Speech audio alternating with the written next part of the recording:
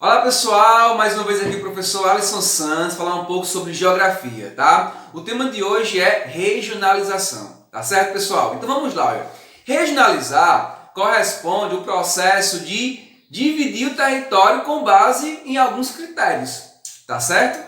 Como por exemplo, vamos lá, olha, o critério natural, certo? Que é o critério do clima, hidrografia, vegetação. Então, o mundo, por exemplo, pode ser regionalizado com base nesses critérios. Ou critério econômico, como por exemplo indústria, agricultura ou PIB de determinadas localidades, tá certo? Critérios políticos, regime político daquele espaço, daquele país, tá? Ou critérios sociais, como taxa de mortalidade, taxa de natalidade ou IDH. Então, esses são alguns exemplos de como a gente pode fazer uma regionalização, tá certo? Vejam o mapa aí, tá? Vamos olhar, o mundo é dividido em 6 continentes, pessoal, tá? Então é um modelo de regionalização. Olha aí a América em amarelo, tá certo? A gente tem a Europa aqui que está na coloração rosa, mais acima. A Ásia, por exemplo, nós estamos em verde aí, consegue visualizar a Ásia. A África fica mais aqui, ó, mais ao centro. Nós temos aqui a coloração em vermelho, tá certo? A Oceania, que fica bem aqui no canto abaixo, em laranja, e a Antártida, pessoal, está em roxo, logo aqui na base sul do planeta, tá certo? Então o continente, esses grandes porções de terras emersas, tá? Essa regionalização é uma regionalização política que acomoda caracteres semelhantes como a história, a cultura e a sociedade, tá certo? Nós temos aqui também outros modelos de regionalização, como as grandes áreas geoculturais. Nesse caso aqui, das grandes áreas geoculturais, é apresentado critérios como cultura e história, tá certo? Repare bem aqui, olha, segundo o geógrafo Yves de Lacoste, ele divide o mundo nessas grandes áreas geoculturais. Primeiro nós temos aí, ó, a América do Norte, como Canadá e Estados Unidos, que possuem uma cultura bastante parecida, certo? A América Latina, que está incluída aí, ó, México, os países da América Central, do Caribe e da América do Sul, tá ok? Já a Europa, nós temos todos os países da porção ocidental, certo? E parte dos países orientais desse continente europeu, tá certo? O mundo islâmico, tá? O norte da África, o Oriente Médio e alguns países da Ásia Central estão aí nesse mundo islâmico. E o que é de culturalmente predominante entre eles é a religião islâmica, tá certo? Já o mundo africano, ele está aí na África subsaariana, certo? Ou seja, abaixo aí do deserto do Saara, tá certo, pessoal? O mundo indiano, aí nós temos a Índia, Paquistão, Bangladesh, Sri Lanka, todos esses aí compõem esse mundo indiano, tá? Já os russos ortodoxos, temos como a Rússia, a Ucrânia, Belarus, entre outros países naquele espaço, certo?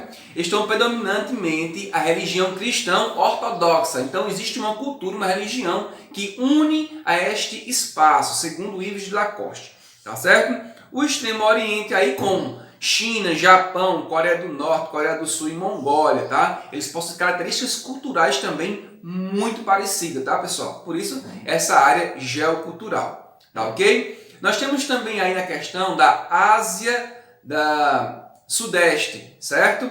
Ilhas e países como Indonésia, Tailândia, Vietnã, Camboja, Laos, tá? Compõem a Ásia de Sudeste, certo? E a Austrália e a Oceania corresponde a esse último grupo das áreas geoculturais, tá certo? Entre elas, Austrália, Nova Zelândia e outras ilhas, esses espaços insulares, são espaços de ilha, tá certo, pessoal? Agora veja só, esses critérios são utilizados para vários formatos, tá? Sejam questões políticas, questões culturais e também questões ambientais. Então nós temos aqui uma regionalização por critérios ambientais. E nele observa semelhanças, desigualdades, o uso dos recursos ambientais. Para que isso? Para que serve isso?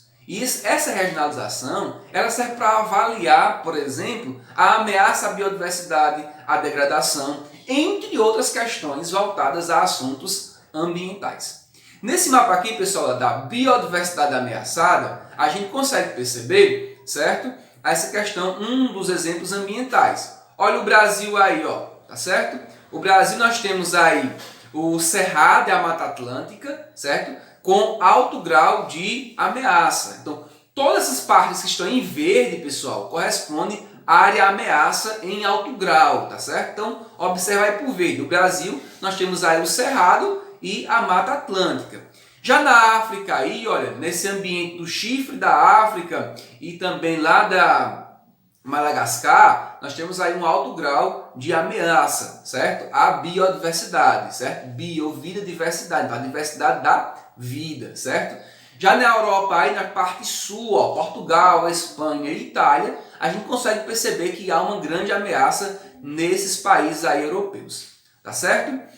Deixando para lá também as questões da biodiversidade, nós temos um outro tipo de regionalização, agora sobre o estresse hídrico, isso do ano 2013. Mas primeiro, professor, o que é estresse hídrico? Tá? É a capacidade de disposição de água pelo meio ambiente e também o uso da população. Tá? Então veja só, olha, nesse mapa aqui do estresse hídrico do ano 2013, a gente tem aqui, olha, o verde, quanto menor for, mais for o verde, não temos menor estresse hídrico, então isso é bom, certo? O verde, relacionado ao verde. Quanto mais vermelho, maior o estresse hídrico, então isso é ruim.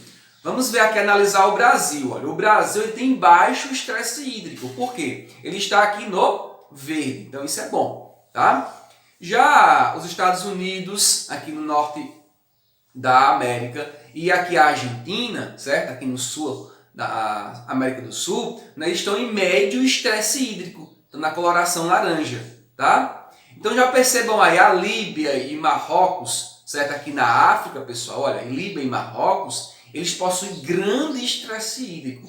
Perceba que a coloração deles está em vermelho, tá? Então quanto mais avermelhado, maior é o estresse hídrico, ou seja, isso é ruim, tá beleza? Olha aqui para a Ásia, pessoal, olha, nós temos a Mongólia, Cazaquistão, Arábia Saudita, o Irã, Afeganistão, todos esses países, todos esses estados aqui possuem um grande estresse hídrico, certo? Aqui na Ásia, tá beleza? Então, essa é a questão mais acentuada para essa regionalização aqui, que é mostrar os espaços onde tem questões relacionadas ao estresse hídrico, ou seja, a falta de água em relação à capacidade de reposição do meio ambiente, tá ok? Então esses foram alguns exemplos de regionalização, tá? E ficamos aqui com mais um aula do professor Alisson Santos, tá certo? Grande abraço para vocês e até a próxima, pessoal. Valeu!